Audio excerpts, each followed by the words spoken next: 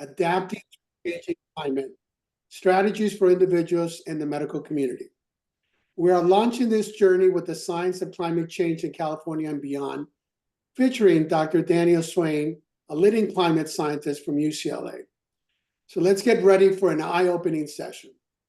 Our brand new coalition, the Inland Empire Climate Health Action Coalition, is a powerhouse collaboration between the San Bernardino County Medical Society, the Riverside County Medical Association, and the Departments of Public Health from San Bernardino County and Riverside County. We also are working with some value partners, including Accelerating Neighborhood Climate Action and Climate Health Now, and we welcome you to join our coalition. We are on a mission to unite healthcare professionals in our community to take bold, actionable steps towards climate health. Why is this important? Well, you've seen the fires that we've had recently here in the Inland Empire. Also, a couple of years ago, you saw the extreme weather changes with 30 inches of snow and overnight that kept our communities locked up for more than weeks on out. Because we believe that together we can tackle climate change head on and create a healthier planet for all. We must think globally, but we must act locally. Our objectives are clear and impactful. Team up. We'll collaborate with hospitals, clinics, and social services agencies to promote climate health initiatives. We want to educate. We want to let's inform our community about the health impacts of climate change and brainstorm innovative solutions that champion equity and sustainability. We want to innovate. We'll shine a spotlight on local programs and activists who are making waves in climate health. This is our chance to be part of something big, an opportunity to shape a healthier future for ourselves and generations to come. And guess what? This is just the beginning. We have 5 more fantastic webinars lined up for you, each diving into different facets of climate action, equity, and the vital role of healthcare in this movement. Expect insights from world-class speakers from top institutions across California and beyond. Plus, we're gearing up for an exciting climate conference in the summer of 2025, bringing together all of our stakeholders for an unforgettable experience. Keep an eye on our website at sbcms.org for updates and to register for upcoming sessions. Now let's get started. I'm excited to hand it over to our CEO of San Bernardino County Medical Society, Allison Elsner. Thank you so much, Dr. Sanchez. And hello, everyone. It's so awesome to see you all here today. We're really excited with our turnout. And as Dr. Sanchez said, we are very fortunate to have one of those world-class speakers joining us here today for our presentation. We have Daniel Swain, Ph.D. with us. Dr. Daniel Swain is a climate scientist focused on the dynamics and impacts of extreme events, including droughts, floods, storms, and wildfires on a warming planet. Dr. Swain holds joint appointments as a research scientist within UCLA's Institute of the Environment and Sustainability and as a research fellow in the Capacity Center for Climate and Weather Extremes at the National Center for Atmospheric Research. Dr. Swain engages extensively with journalists and other partners, serving as a climate and weather science liaison to print, radio, television, and web media outlets to facilitate broadly accessible and accurate coverage surrounding climate change. He also authors the Weather West blog, weatherwest.com, which provides real-time perspectives on California and Western North American weather and climate. Dr. Swain can be found on Twitter at weather_west and YouTube at weatherwest. So Dr. Swain, we are honored to hand it over to you. Great. Thank you very much for that introduction and also for the invitation to speak today. I think this has turned out to be a particularly timely month to have this conversation in this part of the state, I think. There have been a lot of timely windows to have these conversations, unfortunately, in recent years, but this one in particular has really sort of centered on the Inland Empire. So I think some of these topics are top of mind at the moment. So without further ado, I'm going to share my screen. You'll briefly see my desktop, and then my slides will come up momentarily thereafter.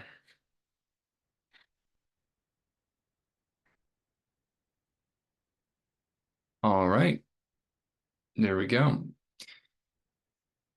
So as you heard in the introduction, I'm a climate scientist, and in my case, there are many types of climate scientists. That means that I actually study the effects of climate change essentially on the weather itself. So extreme events like droughts and floods, and call them weather adjacent events like wildfire. They aren't weather themselves, but they're very strongly influenced by it, and how these are changing in a warming climate from a physical perspective, and also what the impacts of those changes are from a broader societal and environmental perspective. So a quick overview, this may be familiar to many of you, if not most of you, but I always think it's helpful because it is a moving target, if you will, and it's changing quickly. So it's always worth a review. Where are we now globally when it comes to climate change? Well, of course, the Earth is warming. That is an observable fact about the world we live in today, and that's causing changes, of course, not only in the Earth's average temperature, that's where global warming, the term, comes from, but also in weather patterns. And a warming Earth is consequential, not primarily for the fact that the global average temperature increases. That's mainly just a heuristic or an indicator of much broader shifts throughout the Earth system. But that global mean temperature increase is the most identifiable number. But if you even just look at a map, a static map, as I have above, this is the warming up through the most recent full calendar year, so ending in 2023, so about 123 years worth of warming.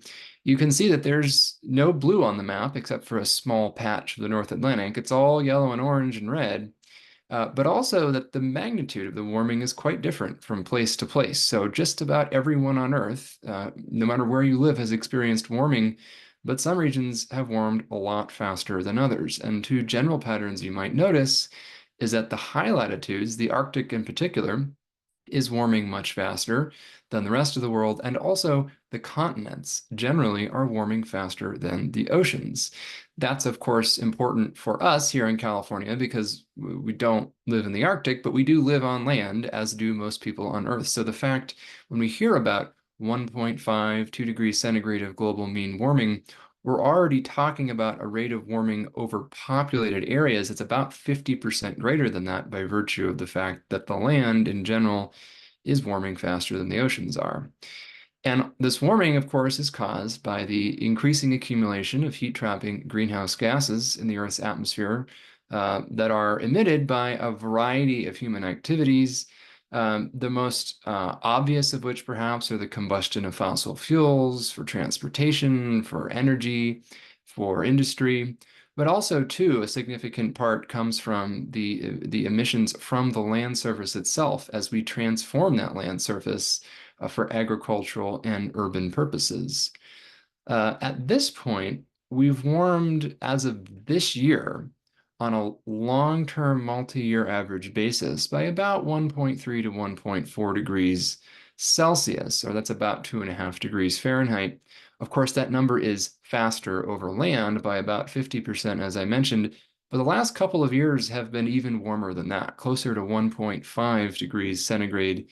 And for those of you who are familiar with those global temperature targets, 1.5 to 3 degrees centigrade, those are defined over the course of decadal averages. So we're not quite at 1.5 yet in the 10-year average. The last couple of years have been there. So we've seen a particular spirit of warming over the past couple of years.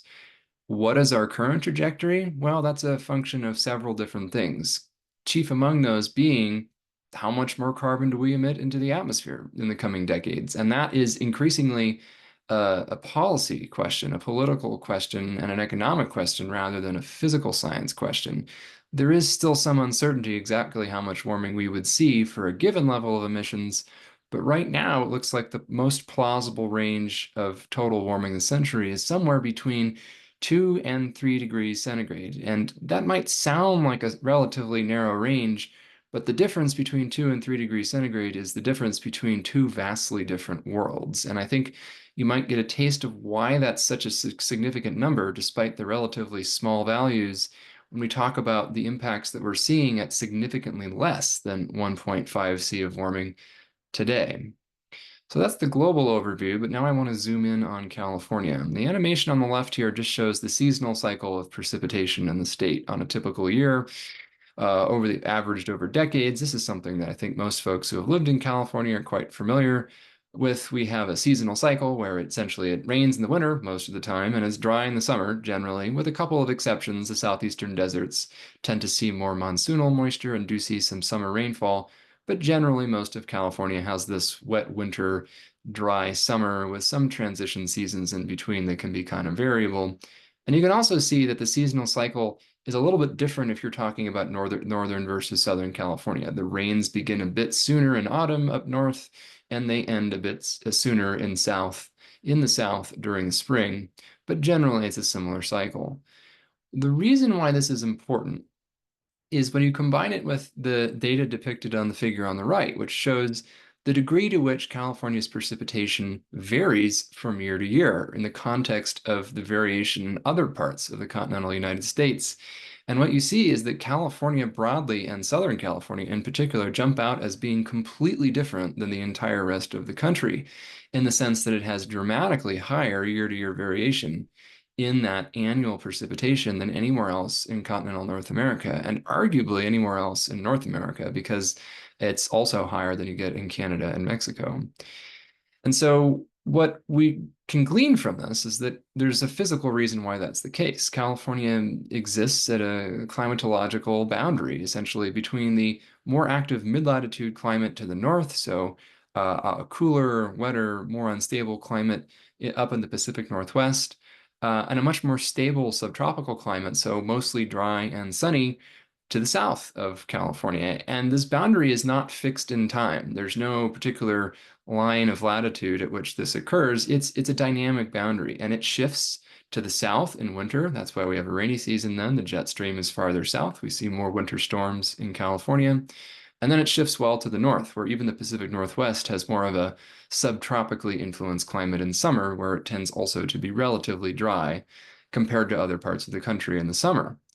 But one consequence of this, being at that boundary that varies both seasonally and year to year, is that we are subjected to uniquely high variation. So some years that subtropical influence can be more dominant, where that boundary is farther to the north, and other years the mid-latitude influence can be more dominant, and those tend to be the wetter years. We've seen those wetter years the last 2 years in Southern California, certainly, and that can vary as a function of things like La Nina and El Nino and the El Nino Southern Oscillation cycle in the tropical Pacific Ocean, among other things. But the point really is that this makes California susceptible intrinsically to extremes on either end of the hydroclimate spectrum, wet and dry, flood and drought. So part of what we're going to talk about today is how all of this is changing in a place that is already quite susceptible to these large swings, even without climate change.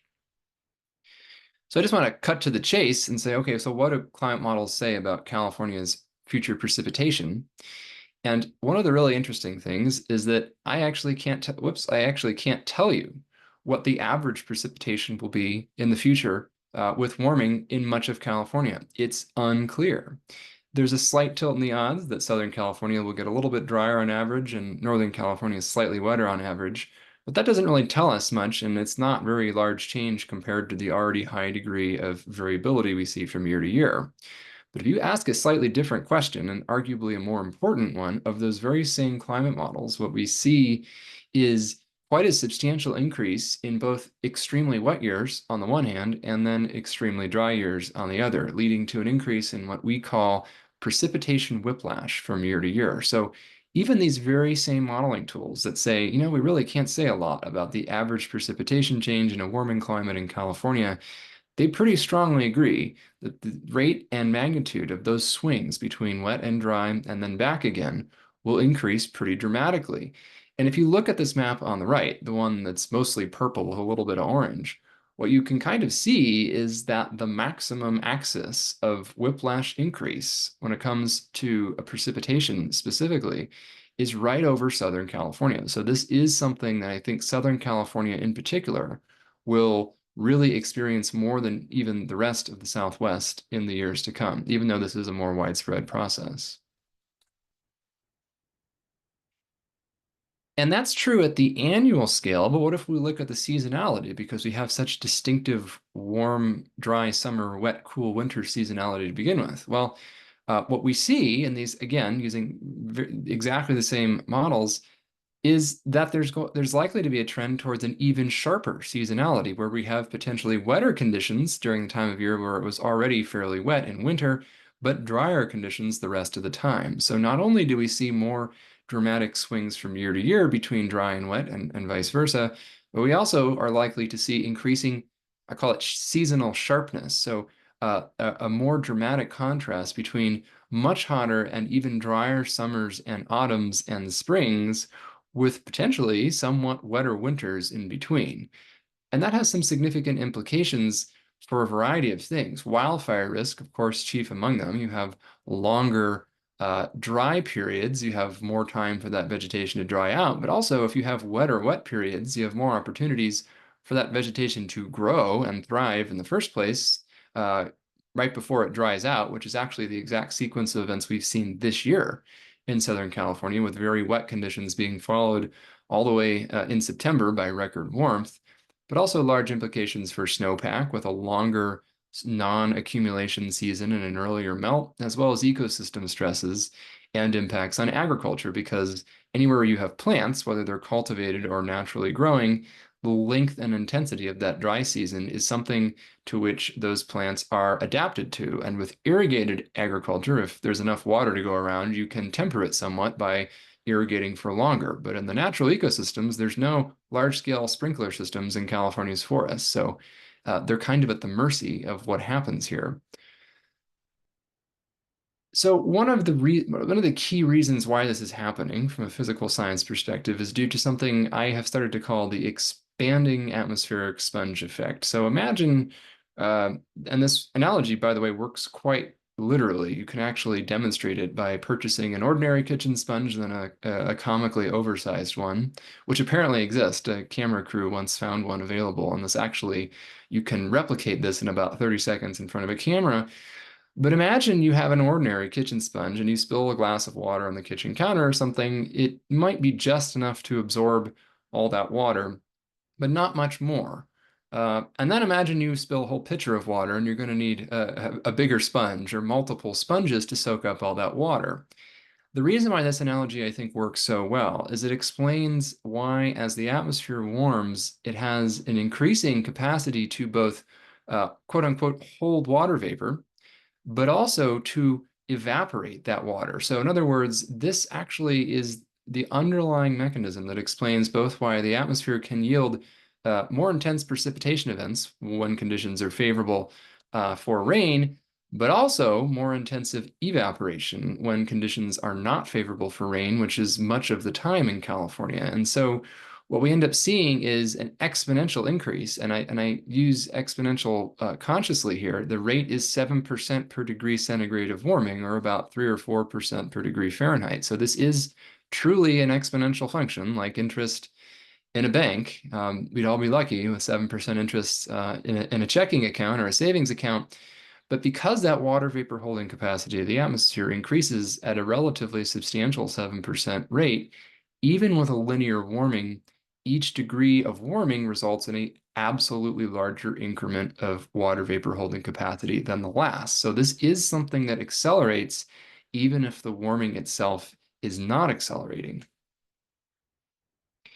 So I think one way to conceptualize this, aside from the visual analogy, is simply to state that in a warming climate, the atmosphere becomes both thirstier, if we want to imbue some intentionality to it that it doesn't have when it's not raining, but also capable of much heavier downpours when conditions are favorable. So that larger and larger sponge, it can both absorb more water more rapidly, that's the faster evaporation part, and also if you wring it out, it yields more water, that's the extreme precipitation aspect.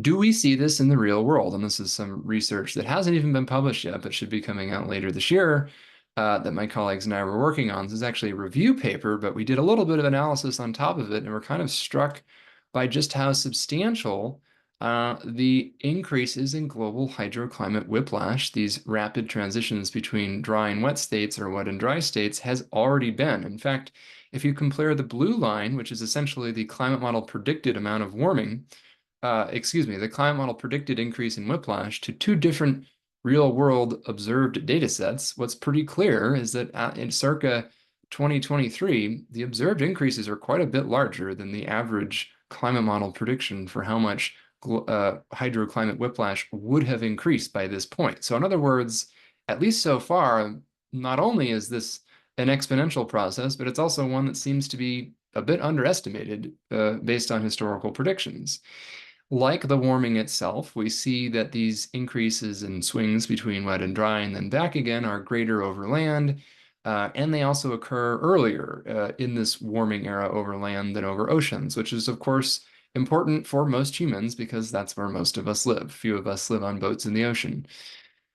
And the climate models also suggest that this process should start to accelerate at some point between about 1 and 3 degrees of warming. Compare that to us being right in smack in the middle of that range right now, around 1.4, 1.5 degrees centigrade above the long-term average. And so this is just some interesting food for thought. This is the global average. Your mileage may vary locally, and it does a bit in California, but this is not only something that's limited to California, even though California will be the focus of most of the rest of what I'm going to talk about today. There are some generalities that I think you can glean from this. So why do we care about precipitation whiplash in this case, or perhaps hydroclimate whiplash more generally? There's a pretty dramatic Southern California example that I've been using for several years. Honestly, I could have used any number of other examples, but I think this one is pretty dramatic, not just for the impacts that it produced, which was a December wildfire that became, at the time, the largest wildfire in state history, which has now since been eclipsed, I believe, 3 times since 2017. But that it was also followed by an extreme of the exact opposite character, extreme overabundance of water in exactly the same place just a few weeks later that had devastating local consequences in Santa Barbara County, particularly in the community of Montecito. But I think what I really wanted to emphasize here is if you take the climatological average, so the fire was in December and debris flows resulting from that extreme precipitation were in January that immediately followed, so less than 3 weeks apart. On average, it was mostly sunny and breezy with below average precipitation during that period, which I don't think reasonably characterizes any of these devastating things that happened in the same place. So my point here is that if we only consider changes in the average, we're often going to miss the point when it comes to the kinds of impacts that we actually care about in communities. And there's a few other examples that I'll show, one from Northern California and another closer to home, I think, in the Inland Empire. This is one I've been showing again for several years because Butte County, where Oroville Reservoir is, and also where the community of Paradise is, that's probably a familiar name because most of it was destroyed in wildfire in 2018, following a sequence of record-breaking drought to near record-breaking precipitation immediately preceding it. And then back to record-breaking drought, a drought that would have been historic and record-breaking but for what occurred in 2015, 2016, and now back again. I could have even added an additional slide here showing the wildfires in Butte County once again over the past couple of months, but there's only so much space on the slide. And I think in Southern California and the Inland Empire, we have a similar sequence of events. All of this is just in San Bernardino County.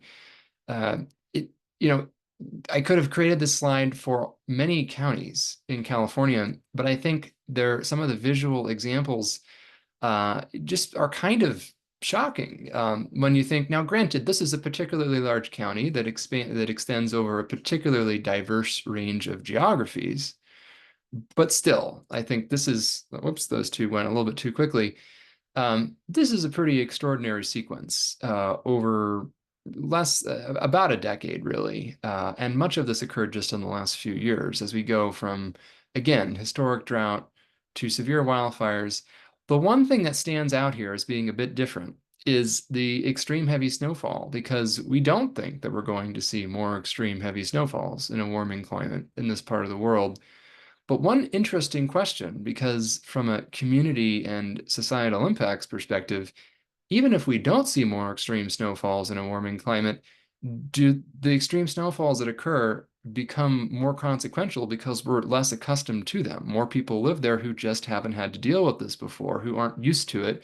Our societal adaptations aren't up to it. The mountain snowplows are decommissioned, whatever the case may be. This is a pretty incredible sequence, given that this is all, and a lot of this, except for the dome fire example here, this is all in the mountains. So in a particular subset of a particular county over just 3 or 4 year period. That is starting to have some major impacts. And there are folks who were potentially affected by 3 or 4 of these in a row in the same community in some cases. Okay, so what do we see so far? What's the obvious? Well, California is getting warmer, and this is just looking at summer average temperatures on a statewide basis. This is updated through 2024, since we just got the data for up through the end of August. And this summer on a statewide basis was actually tied for the hottest on record again. I believe it was with 2021. So this has been, again, an extraordinary period of warming, and that warming has been a lot faster over the last 30 or 40 years than it was prior to that point. And the warming is often faster at higher elevations and in inland areas than it is at the coast. The coast, the places where it was already less hot to begin with, are not getting hot as quickly as the places that already experienced potentially hazardous levels of summer heat historically.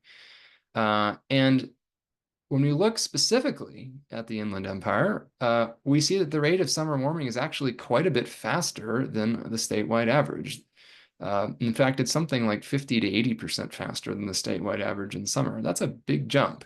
And again, this is a pretty hot part of the state to begin with. In fact, it's one of the hottest counties in California at baseline. And so this is quite consequential, given the health-related heat impacts that already occur and did already occur historically in this part of the state. Just the last decade alone would have been almost completely outside of the distribution for most of the 20th century. So it really is like living at this point in a different climate than some of the hottest parts of California.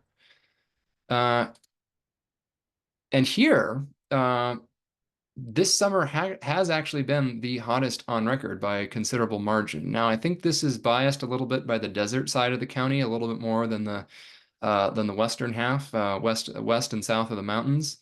But it was just unbelievably hot this summer in the desert, and more recently in August and September in more, I guess we'll call it the southwestern quarter of the county. That heat has been even more pronounced in the last few weeks than it was for much of the summer. So this is a statistic that's different than California, where this year actually was the hottest summer on record in the county, whereas it was tied with another year for the statewide average. And another couple of interesting plots. These are broadly for the southwestern US, so including the cluster of states that includes California. But the same argument holds for California, and this is just a slightly longer time series that I can show for the Southwest. One realization is that, the increasing aridity and drought severity that we've seen in recent years is primarily being driven not so much by large-scale climate-driven decreases in precipitation, but instead increases in evaporation. So we see a very weak decreasing trend in precipitation, but a very strong trend towards stronger temperatures, as you would expect, and also a similarly strong trend towards more severe drought. So really from this, it's pretty clear what the main driver is, and it's really that evaporative potential of that warmer atmosphere. So this means a few different things in practice. First, the same amount of rain and snow just doesn't go as far as it used to. So we are getting roughly the same amount of rain, but it's not giving us the same results. It's not yielding the same amount of runoff as it used to. And that's partly because we're seeing more precipitation on fewer days with more intense but less rain days to begin with. And of course, as you would expect, as it gets warmer, there is less snowpack, as well as we've been talking about, that expanding atmospheric sponge, more evaporative demand. So all droughts in the 20th century were sometimes hot and sometimes cold. We did sometimes get droughts in the 20th century that were colder than average. That doesn't happen anymore because we don't really get colder than average years at all. So now all droughts are hot droughts. And that greatly influences the kind of impacts that we see in California and the Southwest. One important consequence of this from a wildfire and ecosystem perspective is that as that gap between the floor and the ceiling of how much evaporation there actually is at the floor and how much evaporation there could be being the ceiling, as that gap rises, the stress on vegetation, the rate of evaporation, the rate of water being extracted from the soil and sometimes directly from those plants goes up. This is known as the increasing vapor pressure deficit. And as that goes up, this is a quantity that if you're operating a greenhouse, for example, you manipulate deliberately to encourage or thwart growth, depending on what cycle you're in. But we don't get to choose. It's just going up in a warming climate, and it's going to continue to rise as temperatures go up. And this has major implications for the amount of water that's available for plants on the landscape, and therefore how dry they become. So their flammability, both of living and dead vegetation. And so this is the main reason why more than 50% of the observed increase. In fact, there's now a more recent study that suggests that it's closer to 85% of the increase in burned forest area in the Western US is directly attributable to this effect alone, just the evaporative demand increasing and causing that vegetation to be both more receptive to potential fire ignitions and to burn more readily and more quickly once you do have a fire. And this is some of the follow-up work by one of my colleagues at UC Merced, really showing how this relationship is exponential. So as the fuel aridity or the vegetation dryness goes up, the area you see burn goes up pretty much exponentially. And the problem is the fuel aridity itself is in some cases increasing because of that exponential increase in the atmospheric sponge size. The challenge is what we're hearing about is a lot of use of the word exponential in a process where we don't really want to see exponential growth, but that is actually what the real world is telling us. So it's pretty clear that the increasing aridity of vegetation in the West and in California, and really broadly in wildfire-prone regions globally, is one of these nonlinear impacts of warming climate that the climate warming itself may be linear, but the impacts at this point clearly aren't. And one interesting piece here, and I kept this point in even though it's a little bit technical, because it's directly relevant to what happened in Southern California this year, which is that it was once thought in the Western US that future fire increases would be substantially mitigated, maybe even sort of level out through mitigating self-de-amplifying feedbacks, because eventually you would essentially just burn everything there was to burn, and you would be limited by the amount of regrowth of vegetation that you had in between these fire cycles. That looks less likely to be the case now that we're understanding better the vegetation dynamics. And part of the reason for this, I think, is this notion of hydroclimate whiplash. So imagine a climate that just got perennially drier, less and less water. You might have an initial large pulse in fire activity, but eventually you burn largely what is available to burn, and you don't get that regrowth because it's so dry, there's no moisture for it. But instead, imagine a climate where it gets hotter and drier much of the time, but you still get these episodic bursts of abundant moisture and abundant grass and brush growth. That turns out to be exactly what has happened this year in Southern California, following 2 consecutive wet years. And then in the inland regions, a record warm July and August, and in the more coastal areas, a record warm start to September, really dried all of that vegetation out to maximal levels. And that is sort of a good explanation for why we're seeing the level of fire activity and behavior that we saw in early September in the mountains of Southern California, and why there remains elevated concern about the rest of the season once the Santa Anas arrive.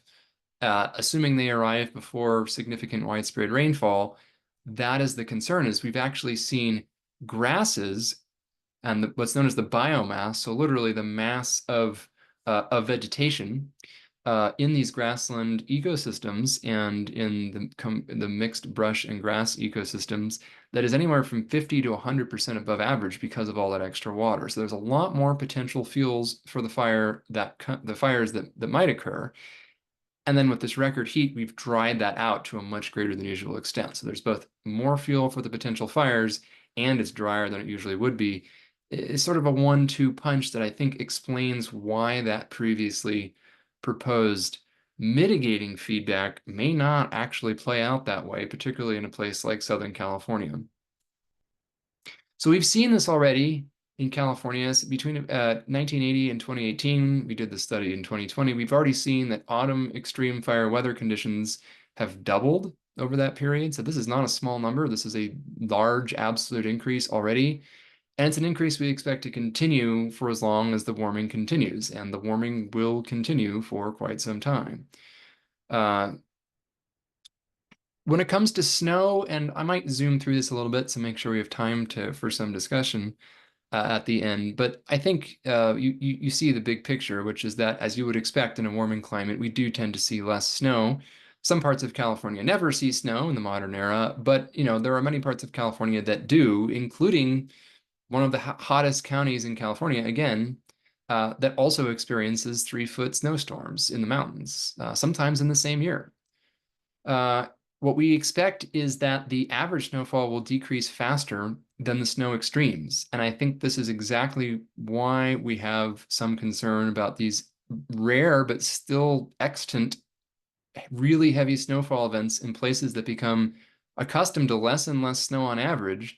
But every 5, 10, 20 years, we'll still see one of these hugely disruptive and even deadly in some cases, enormous snowfalls that bring everything to a standstill for days or in some cases weeks, as we saw in some recent instances. And this is interesting because there's some work, this is not for California, this is looking at big eastern seaboard snow events, but what you the point I really just wanted to emphasize here is that clearly the average snowfall goes down as it gets warmer in the future. That's not surprising, but this frequency of extreme snowfalls does not decrease. So essentially what we're getting is almost all of the snow then falls in these huge extreme heavy snowstorms, and there's very little of a picturesque dusting, if you will. It's almost all in these really disruptive events rather than the kind of net beneficial or not really very harmful light snowfalls. And I think this is a dynamic that there's some evidence is playing out now in California, and we may finding out that it perhaps is even more true in California than we thought it was.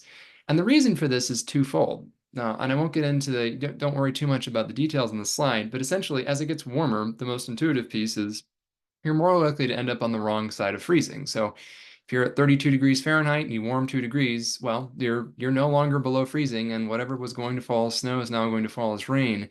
But because of that expanding atmospheric sponge effect, imagine that you're starting off at 28 degrees and you warm 2 or 3 degrees. It is warmer, but you're still below freezing, and now you have 7% per degree more water vapor. So it's still falling as snow, but for 3 degrees of warming, you're getting 21% more water in that snowpack than you would have before.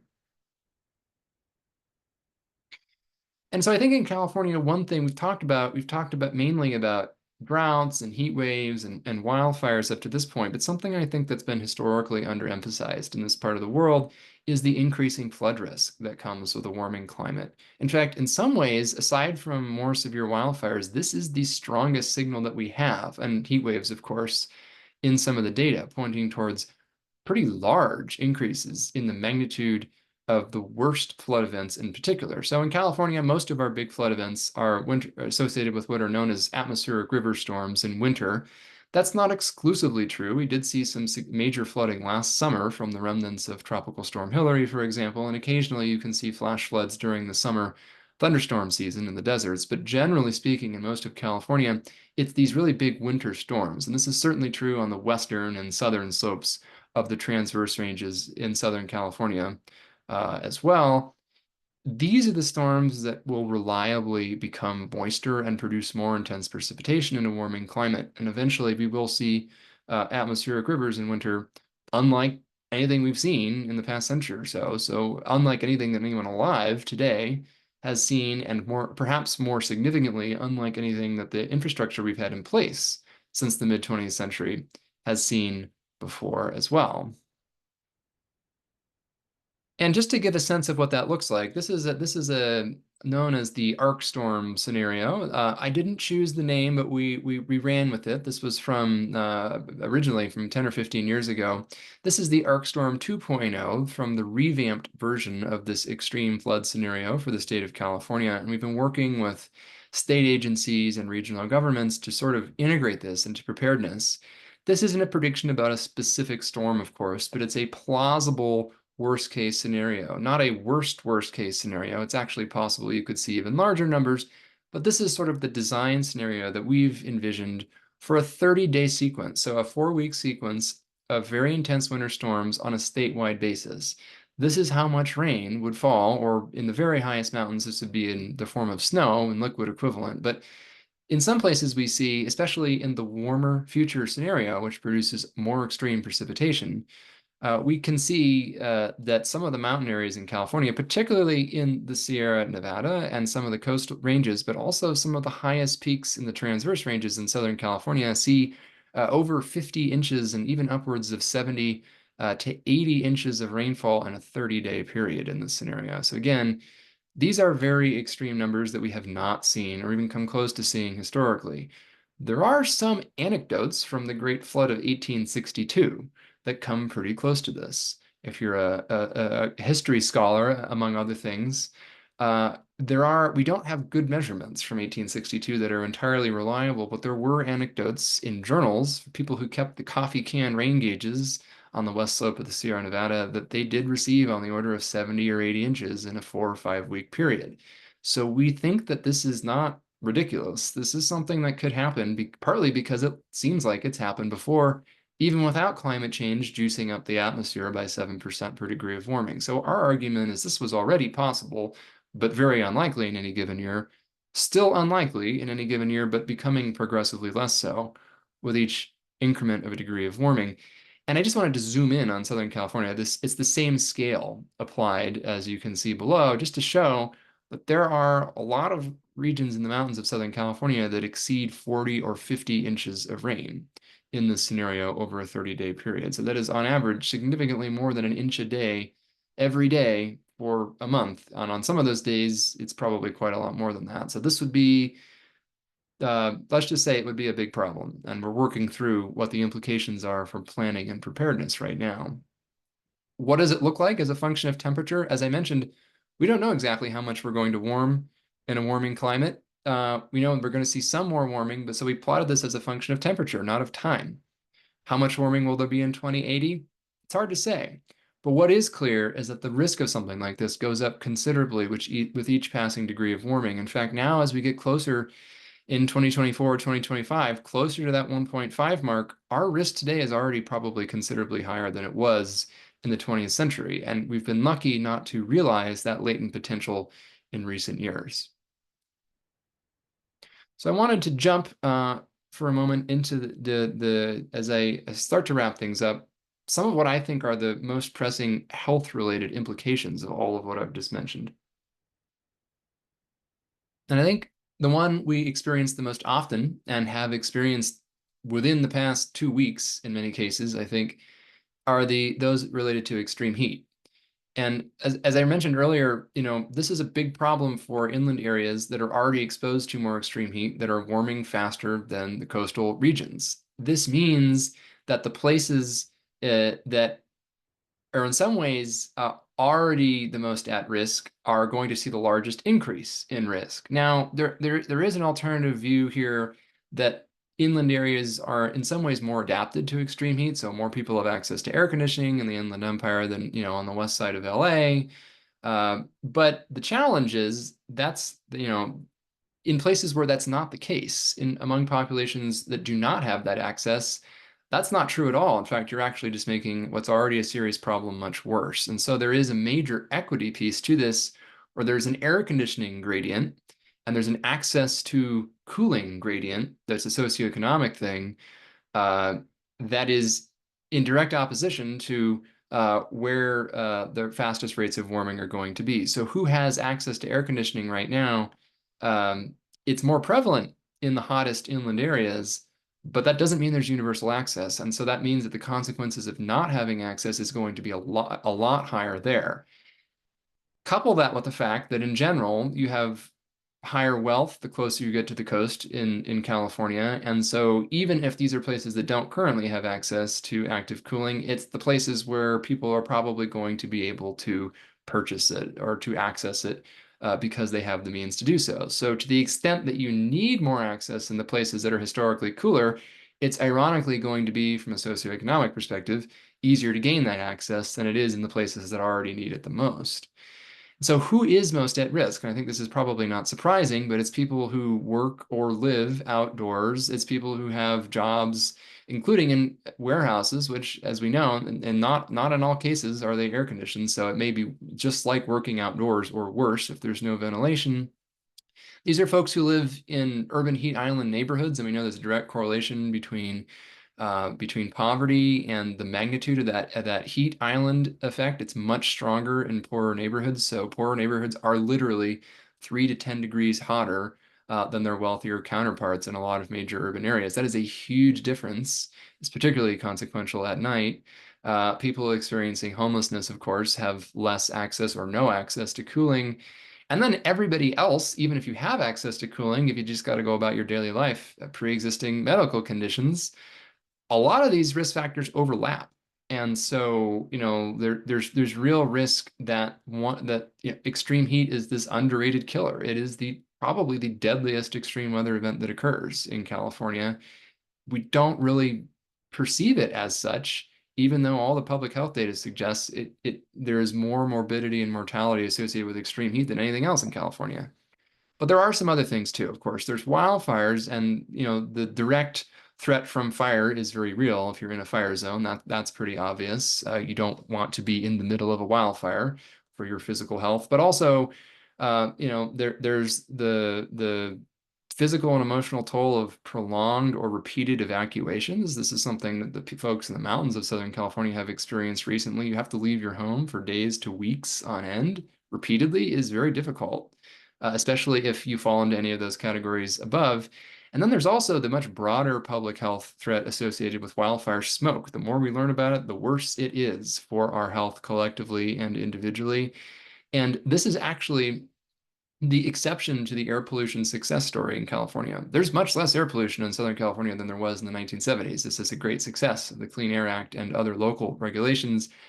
But the big exception is particulate matter, extreme pollution episodes, and those almost exclusively come from wildfires, and those are getting worse, not better, over time. So there is this episodic problem that amplifies the pre-existing challenges of air quality in the inland portions of Southern California. So too, again, direct risk from flood, or I call it mass movement, so debris flows, landslides, mudslides, things like that.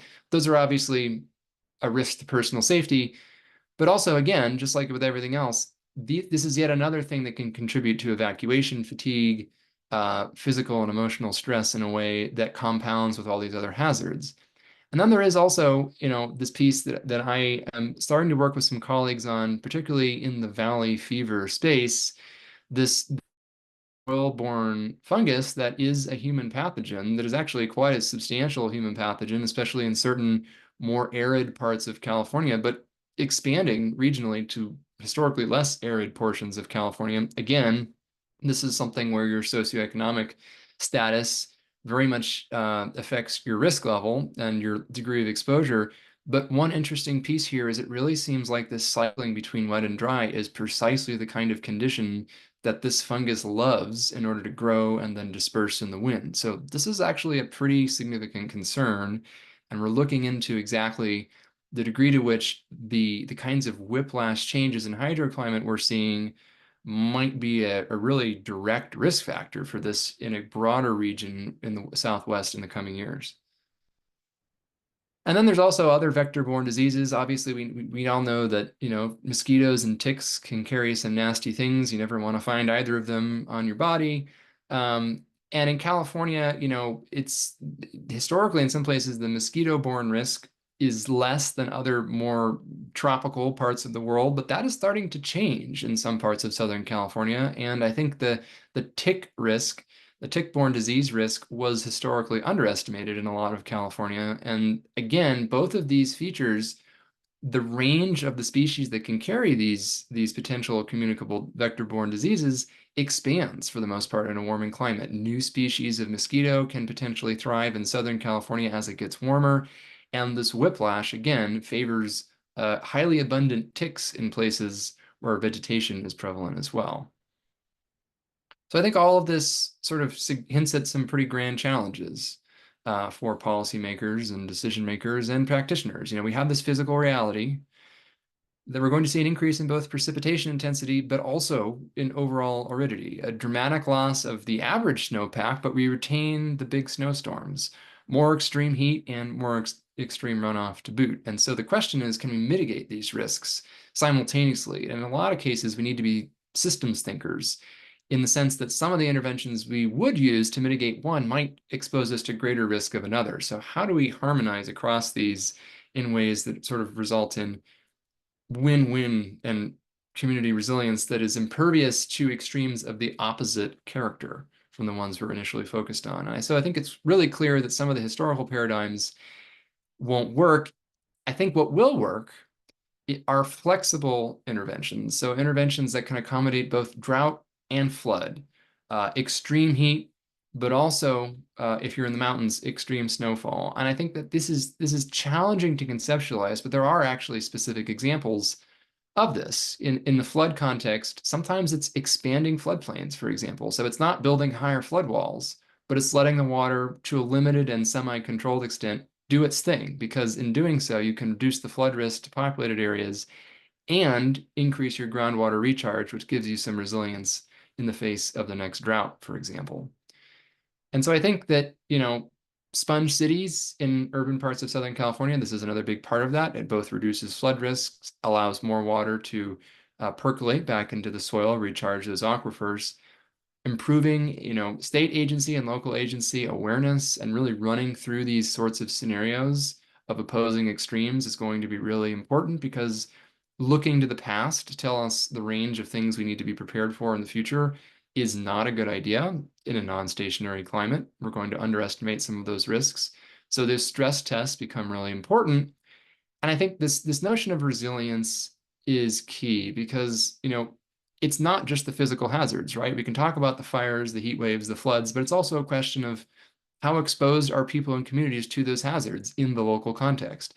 And in some cases, even as those physical hazards get worse in a warming climate, you can actually see less harm come to people if you establish those sorts of interventions that reduce the background risks and exposures and vulnerabilities to those individuals and communities to begin with. So I think that it's not all doom and gloom if we can take these sorts of actions in the short run. So it's kind of a harm reduction framework, frankly. It's, we can't avoid all potential bad outcomes, but what can we do to sort of borrow this concept from public health to enable individuals and communities to take a better path than the one they were going to be on, and to mitigate the losses that we otherwise would have seen in an alternative world.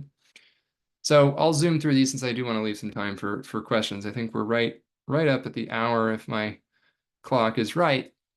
But climate change is here. This is not a future tense prediction anymore. It is at our doorstep and then some. And the interesting part about a future hydroclimate in this part of the world is that it looks both drier and wetter, depending on where you are and the season you're in.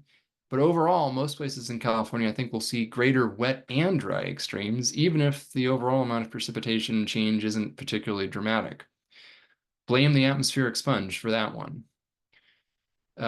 We will see, therefore, more severe droughts, but also more severe floods and wildfires in the transition periods between these things. And the real question is, how can we effectively and equitably manage those risks? Interventions that are flexible and capable of addressing multiple risks, I think, are going to be the way forward, and will sort of result in the least regrets kind of approach. And we really need to be integrating more aspects of climate change into our planning. So often we talk about increasing temperatures and increasing droughts. That's often where the conversation ends. But think about all the other things I was talking about today in terms of both the physical science and the societal impacts. I think that's actually a key part that I've been really forcefully advocating at the state level. I think there has been some movement in this direction, away from only focusing on heat and water scarcity. There are other things we need to be preparing for too.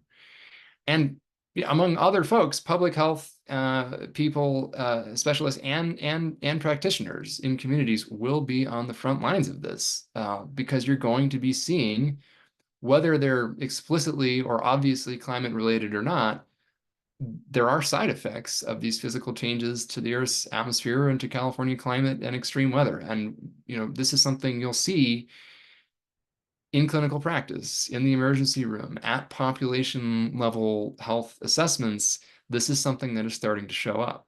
So I think that there are a lot of people on the front lines of climate change, but this is also very much true in the health profession too.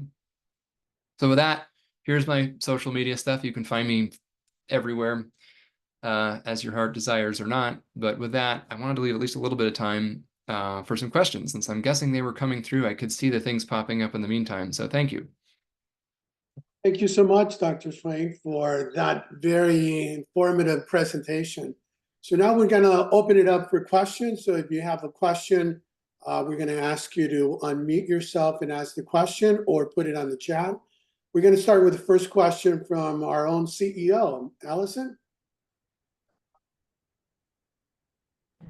Sorry there. Great. Thanks, Dr. Swain. Wow, that was really fascinating. So, I could ask you questions all day, but we want to give everyone a chance here. So I really want to start by asking you, in light of your scientific findings and assessments, are you optimistic or not about our capacity as a society to really mitigate these effects? You talked about mitigating them simultaneously, at least to some degree, to the harm reduction context, maybe. Can we achieve this? Is this achievable, or how do you feel about this? Yeah, that's actually the most common question I am asked, believe it or not. Of all the questions I could be asked, it's how optimistic are you? And it is, interestingly, not a particularly objective scientific question in the same way. I can't put a number on it. So I think I'll answer it two ways. One is that, there are really two pieces to this, of course. In the long run, one of the big things we need to do is solve the climate change problem by rapidly reducing and eventually zeroing out our net carbon emissions that are causing the warming in the first place. So eventually we need to halt the warming. That's one thing. But, and there's been tremendous progress toward that, yet it's not nearly enough. We are not on a path towards halting that warming right now, even with the progress we've seen. So it's this very nuanced story of, there's more clean energy than there ever has been, and it's growing exponentially. And it's going to have to continue to grow exponentially for a very long time. But there's so many other things that have not yet reached where they would need to be on a path to, say, stay under 2 degrees of warming, or even potentially 2.5. There is likely still a significant amount of warming in the pipeline. So that's both optimism and pessimism blended into one statement. But then there's another side of this too, which is that we know there's going to be no more warming no matter what, even if we're very optimistic about progress on climate mitigation, at least another 1/2 or so degree of global warming. And that's quite a lot in the context of things. So what are we going to do to mitigate the harms that might come from that? And when you look at it from that perspective, it's mainly a question of adaptation. So maybe we'll end up at 2 degrees of warming, maybe we'll end up at 2.5. But the point is, what can we do in the meantime to reduce the harm that would come from that? And the good news there is that, by virtue of global climate change being a global problem, if Riverside County or LA County or San Bernardino County goes to 0 emissions, that's fantastic, but it does not solve the global problem of global warming unless everyone else does too. The reverse is not true of adaptation. If LA County, if Riverside County, if San Bernardino get really good at mitigating the risks posed by these hazards, then fantastic. Those are benefits that you will experience locally. And so in that sense, I think that's an optimistic view, because it means that your local action truly does immediately and locally matter. So it's not just that you're chipping in to solve a global problem, which is also important, but it's that what you're doing locally really is going to have benefits locally and immediately. And this is true with things like wildfire risk mitigation and flood risk mitigation having resilience to extreme heat events. All of these things have immediate, tangible local benefits. And so I think it's both a little bit easier to convince people to do them because it's more tangible. You can point to specifics. That's, I think, the optimistic side of this. We still have to do it is the problem. And I think there are still examples of places where we're not meeting the challenge there. But I think that the real good news with the adaptation is that local adaptation will result in almost immediate and local benefits. So you'll see them. It's easier to justify ramping them up, funding them, supporting them, that kind of thing. Thank you. That's Ms. encouraging. Lynch, do you have a question? I do. Along the lines of what Daniel Swain has been talking about, adaptation being something that we can do regardless of how quickly we can respond to global warming. I was that made me speculate immediately. Tulare Lake has been, might that be an arena to try an adaptation strategies where you reduce the agriculture that's there in areas that have just recently been inundated? And Tulare Lake used to be a lot bigger and highly variable. And this is going to, of course, implicate who's going to get compensated for agriculture for the loss of the land that they have, which is no longer viable or useful for agriculture. I mean, it brings in a lot of other related government actions that would have to be taken to do it, to set adaptation in motion. And I'm wondering if the Tulare Lake Basin might be a good starting point. I don't even know if that's crossed anybody's mind, but for how to get it done. This is more of a government action question, I suppose. Yeah, it's a good question. It certainly crossed my mind. And I do think we will see shifts in agriculture in California, commensurate with the shifts in climate. The challenge is, as you say, implementation. I mean, who do you have to convince? And in the San Joaquin Valley, it's a lot of big agribusiness, individual wealthy landowners who exert really just an incredible amount of control over regulatory agencies. It really is like individual, very wealthy people. And the other problem is too, like within the Tulare Lake bed, for example, we of course have agriculture. We also have a couple of small farm communities, but now we also have a major state prison within the bounds of historical Tulare Lake. A state prison that is preferentially exposing the people incarcerated there and the people who work at the prison to a lot of dust and valley fever. So, I mean, we've almost done the opposite. We've really put this very seemingly permanent piece of state infrastructure, such as prisons or infrastructure, I suppose, right in this risk zone. I mean, the prison itself was potentially at risk of being flooded a couple of years ago. That will almost certainly actually come to pass at some point in the next few decades. So there's this question of, okay, we could retire some agricultural land and that would be nice, but then we're just left with people who are incarcerated. But this was, I mean, I was proposing this or speculating about this as a trial area, see what kinds of things work, because it's going to cost the public money. It will cost individual organizations and business enterprises money, and it will change agriculture in California ultimately.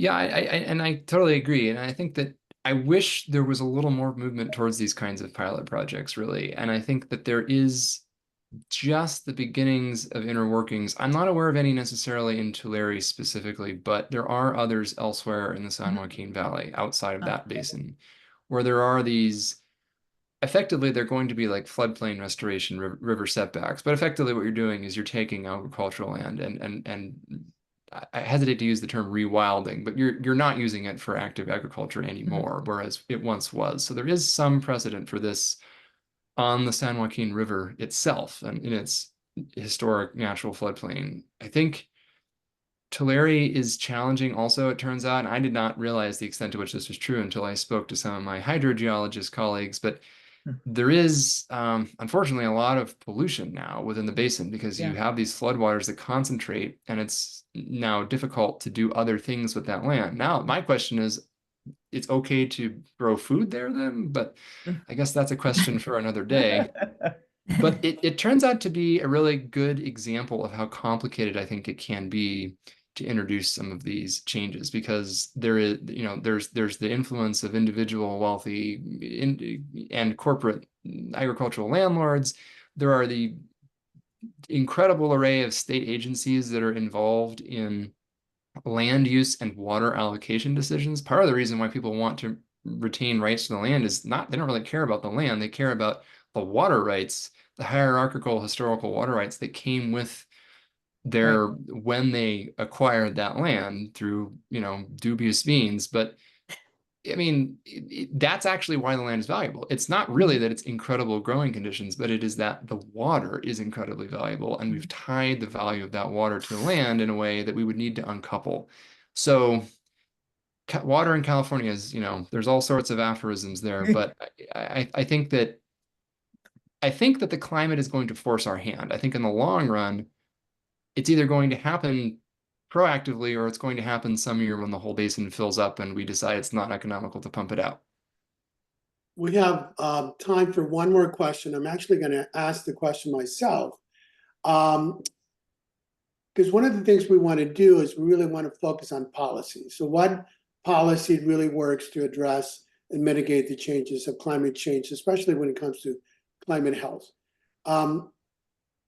In your experience thus far, have you noticed any policy that sort of makes sense that we can do, that has been implemented, or what policy would you want to see that can make significant changes in terms of climate change and climate health?